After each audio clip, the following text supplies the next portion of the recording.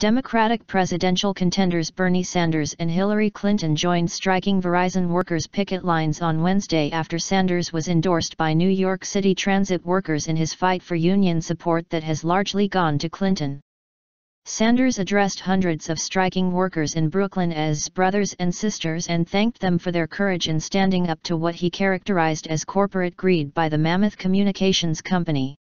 Employees cheered as Sanders, who was born in Brooklyn, criticized Verizon Communications Inc. (VZ.N.) for wanting to take away health benefits, outsource jobs, and avoid federal income taxes, calling it just another major American corporation trying to destroy the lives of working Americans. Today I became a Bernie supporter. Basically just having his presence and knowing that he acknowledges the working class matters, said technician Kerryann Reid, 36, who said she has worked for Verizon for 15 years. It was a scene tailor-made for the U.S. Senator from Vermont, who has focused on income inequality in his campaign for the Democratic presidential nomination.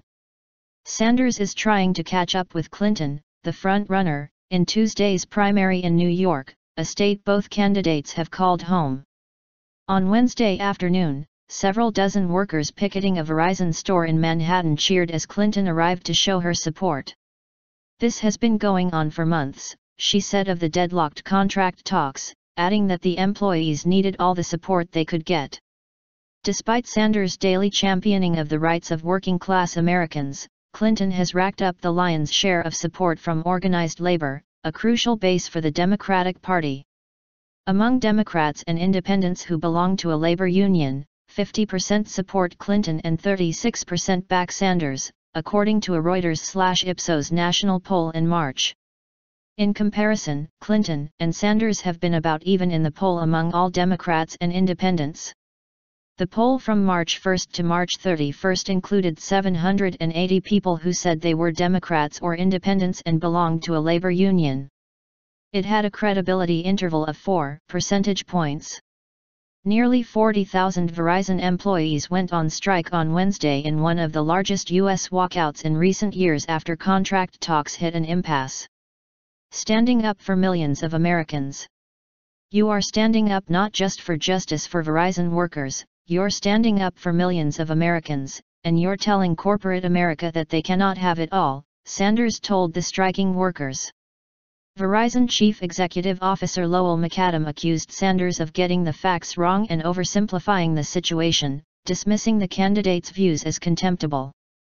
The company has to adapt to competition and technology, but still provides good jobs and benefits to thousands, he said in a statement. Sanders fired back on Twitter at McAdam and General Electric Co., (GEN), Chief Executive Jeff Immelt, who criticized Sanders in an opinion article last week. "I don't want the support of McAdam, Immelt, and their friends in the billionaire class," Sanders wrote. "I welcome their contempt." While Sanders whipped up the crowd in Brooklyn, Clinton's campaign issued a statement criticizing Verizon for wanting to outsource more jobs and urging the company to go back to the bargaining table. "To preserve and grow America's middle class, we need to protect good wages and benefits, including retirement security," Clinton said.